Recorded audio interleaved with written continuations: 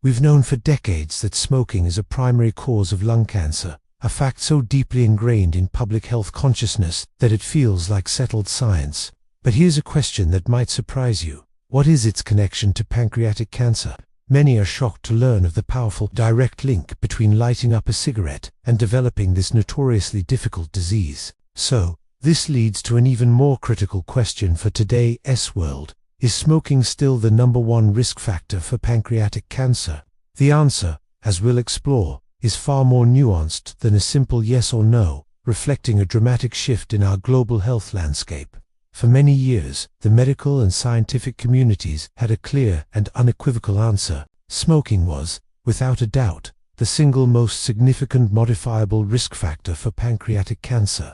A modifiable risk factor is a behavioral or environmental element that you have the power to change. Unlike genetic predispositions or family history, in this context, smoking stood alone at the top of the list. The data was, and remains, stark and undeniable. Decades of epidemiological studies have consistently shown that individuals who smoke are approximately twice as likely to develop pancreatic cancer compared to those who have never smoked. This doubling of risk is a massive statistical signal, one that cannot be ignored. When you look at the entire population of pancreatic cancer patients, it is estimated that tobacco use is directly responsible for about 20% to 30% of all cases. For a long time, no other controllable factor even came close to exerting that level of influence. The message from doctors and public health officials was direct and urgent. If you wanted to do one thing to slash your risk for this devastating disease, quitting smoking was it. However, the world has changed dramatically in the last few decades,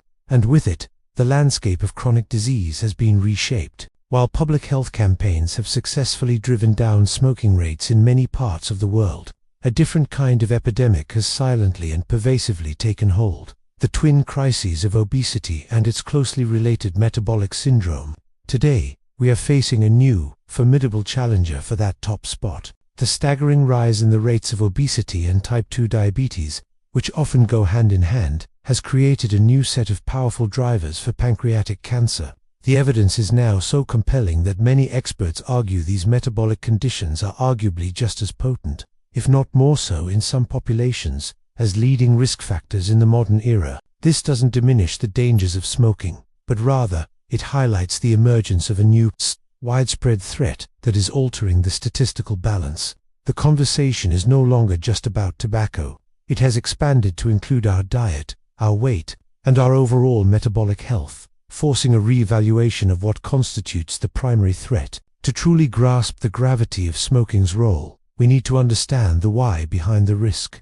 It's not just a statistical correlation, it's a direct biological assault. When a person inhales cigarette smoke, they are introducing a cocktail of over 7,000 chemicals into their body, at least 70 of which are known carcinogens, cancer-causing agents. These toxic substances don't just stay in the lungs. They are absorbed into the bloodstream and circulated throughout the entire body, reaching every single organ, including the pancreas. The pancreas, a vital organ tucked behind the stomach, is responsible for producing digestive enzymes and critical hormones like insulin. When carcinogens from tobacco smoke, such as nitrosamines and polycyclic aromatic hydrocarbons, reach the pancreas, they begin to wreak havoc at a cellular level. They can directly damage the DNA within pancreatic cells, causing mutations in key genes that control cell growth and division. This genetic damage can trigger a process called carcinogenesis, where normal, healthy cells begin to grow uncontrollably, eventually forming a malignant tumor. Furthermore, smoking promotes chronic inflammation throughout the body, and the pancreas is particularly vulnerable. This persistent inflammatory state creates a hostile environment that can accelerate the progression of these mutated cells into a full-blown cancer. This brings us to the crucial, empowering conclusion of this discussion. While smoking may now have to share the top spot on the list of risk factors with obesity and metabolic syndrome, it absolutely remains a massive, direct, and, most importantly, preventable driver of pancreatic cancer. The emergence of a new threat does not erase the old one.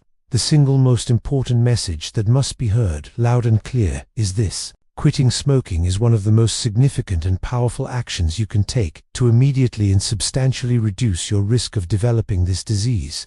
The benefits begin almost as soon as you stop. Your body has a remarkable capacity to heal, and with every year that passes after quitting, your elevated risk continues to decline. It is never too late to make this change and to reap the life-saving benefits that come with it. Ultimately, the goal of this conversation is to get lost in a debate about ranking risks or to create a league table of what's worse. The purpose is to empower you with knowledge, understanding that both smoking and metabolic health are major, modifiable risk factors gives you control. It transforms you from a passive bystander to an active participant in your own health journey. This knowledge gives you the power to make informed choices, to put down the cigarettes, to embrace a healthier diet, to become more physically active.